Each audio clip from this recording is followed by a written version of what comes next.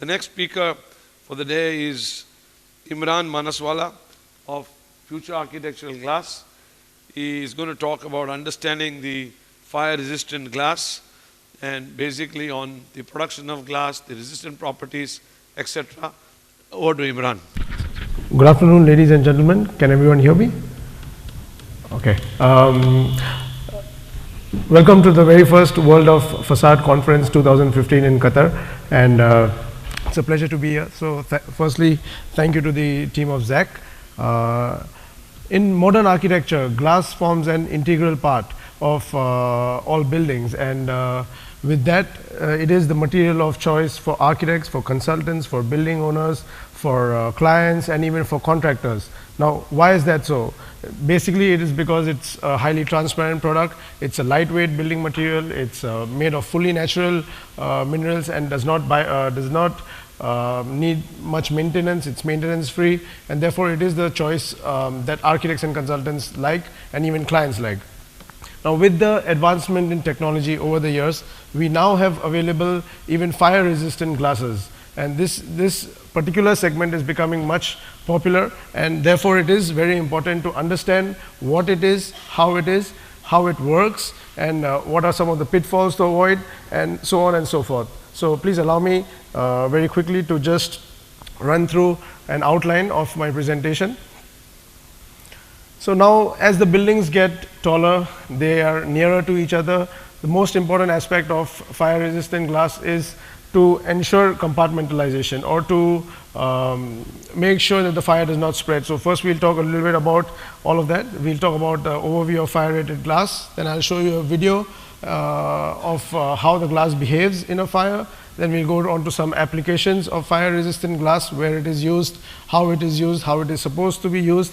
We'll just look at a little bit of standards, the American standards and the EN standards.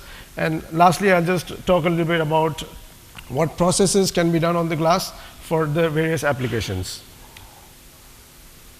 So first, what exactly is the purpose of the glass for fire resistance? It is basically to provide a barrier to heat, to flames, to smoke, and therefore it is only passive protection.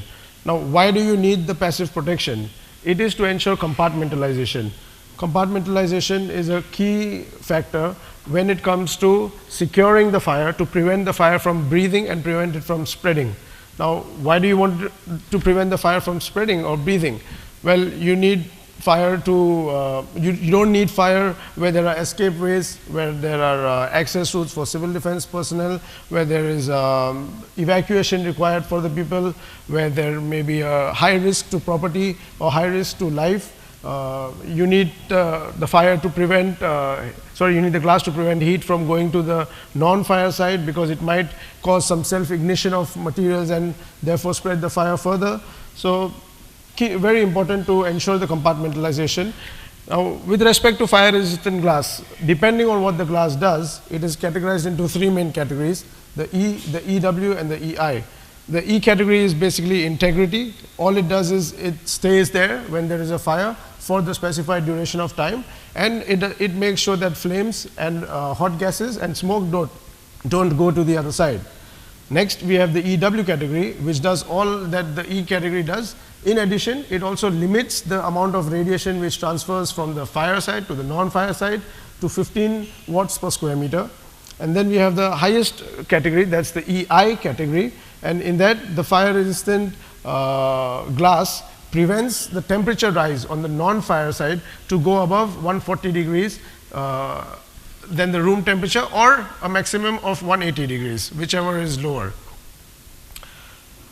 So most commonly there are 30 minutes, 45 minutes, 60, 90, 120 and 180 minute fire rated glasses available in the market. All right, and with respect to thicknesses, they start all the way from 5 millimeter going up to 55 millimeter in thicknesses, and they can be even thicker depending on the application. I will run through that later. 2 points I would like to mention which are normally overlooked with respect to fire rated glass. Firstly is the concept of aspect ratio. So every time a fire rated glass is tested, there is a maximum height, a maximum width and a maximum exposed area. So all these three things need to be studied in conjunction together before using the glass. They are also studied when the glass is tested, and this would be specified in the test reports. And the second concept, which probably a lot of you all don't know, is that some of the cheaper alternatives to fire resistant glass are actually monodirectional. So they are only fire rated from one side. Now this is something very important for us to know, because not always do you know which direction the fire is going to come from. So there are two options available in the market. So I just wanted to highlight this point. Now I'll just quickly run through what are the options that are available in the market. Say we start from the left, we've got the most basic, where there's the wired glass. That is just two simple glasses laminated with a wire mesh in between. Not much protection, maybe 30 to 45 to 60 minutes at most. So examples would be the wire light and the pyro guard. Then we move on to the non-wired series. There are two types in this. We have the borosilicate glass. Borosilicate is the same material which test tubes are made of. They have a much higher melting point and much higher resistance to glass. And another option is also the coated glasses. So these are having some special coating on them, and then they are processed in a different way, which gives it the fire rating. So the coated glasses are only one side fire rated, whereas the borosilicate glasses are two sides. So examples would be the Pyrenes, which is a borosilicate glass. And then we have a very interesting category called the glass ceramic. This is actually not a glass, it's a ceramic, but it is made such that it is highly transparent. And the best part about this is it does not expand. There is no coefficient of expansion attached to it. Since it's a ceramic, it would only start affecting at 1600 degrees. So it is commonly used in application with fire doors, for example. And it can also withstand the hose stream test. I will come to it in a while. The products available in the market would be Keralight, Firelight. And then we have, of course, the laminated series and the multi-laminated series. These provide the EW ratings and the EI ratings, and there normally are multiple layers of glass. Sometimes it's just regular glass, sometimes it could be some special glass. And they provide, the gel is what provides the radiation protection and the insulation protection. So the Contraflam series or the Pyronova or the Pyrostop are some examples.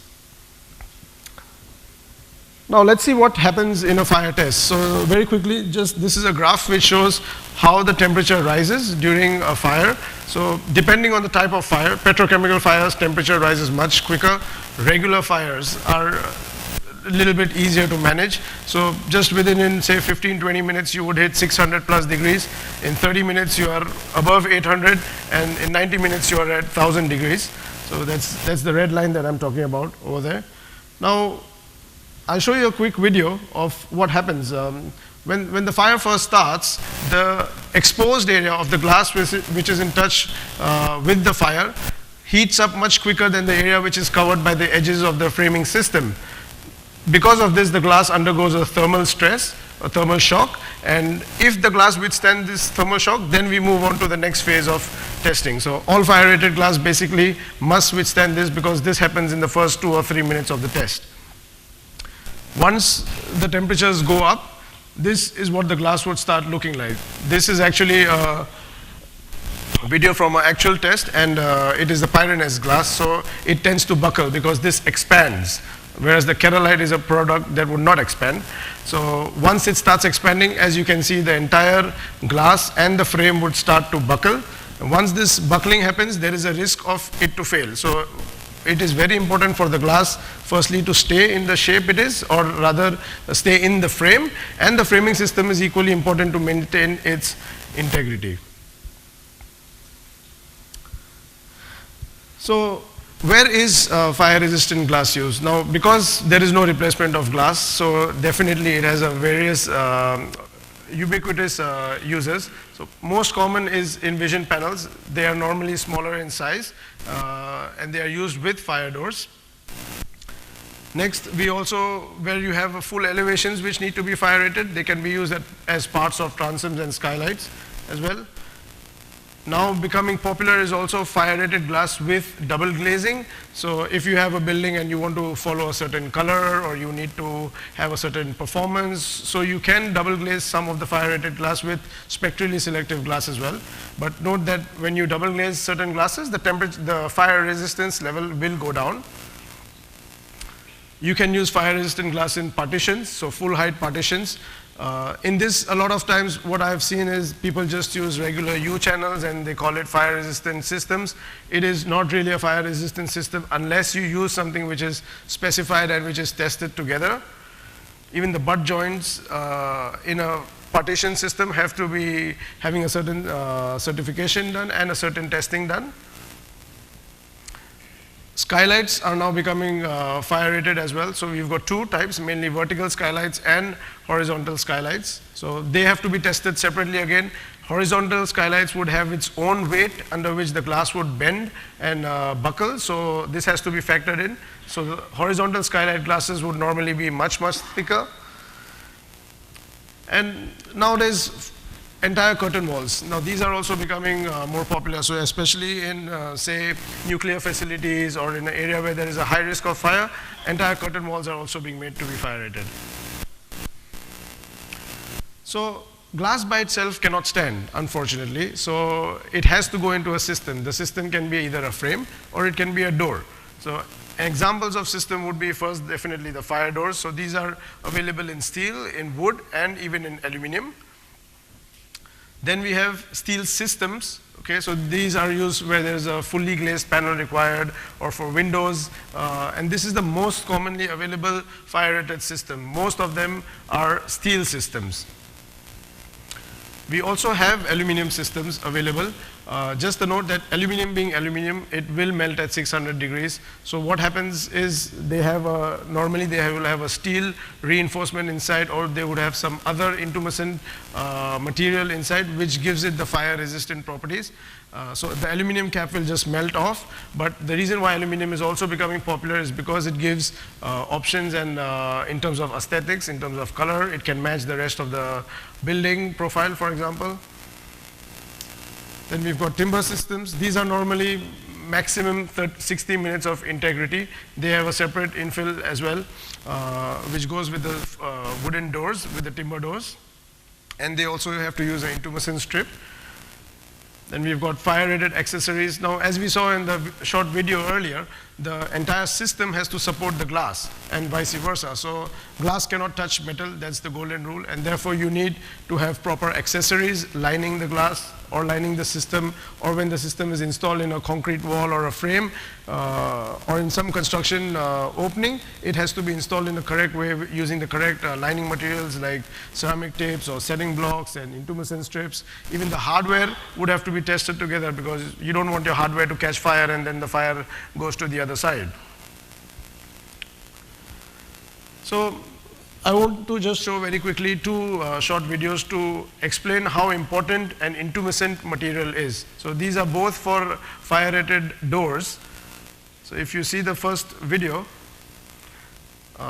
what happens once a fire goes off? Okay, you would see some smoke coming in, and then your fire alarm would go off. So let's just wait for the alarm. Okay, the alarm goes off. Next, your door closure automatically gets activated. It starts to close the door. All right. As the temperature builds up, glass is heating, the frame is heating, the door closure, the handles, the locks, everything starts to heat up. You get some smoke coming through until your intumescent material kicks in. And just look at the comparison between these two products. On the left is how the intumescent material is supposed to spread, and on the right is what happens when the intumescent material is not up to the mark or not tested properly or not certified. So it's the intumescent which is a key in fire-rated doors. So it's a nice video which explains clearly, what is the importance of how the intumescent is supposed to be used.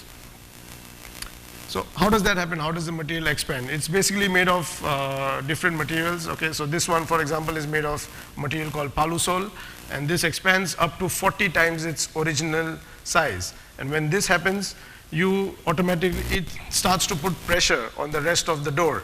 So palusol specifically also has directional pressure. So you can direct it that you only want it to go in a linear way or in a horizontal way or a vertical way. And therefore this makes sure that the fire, the smoke and the hot gases do not go to the other side.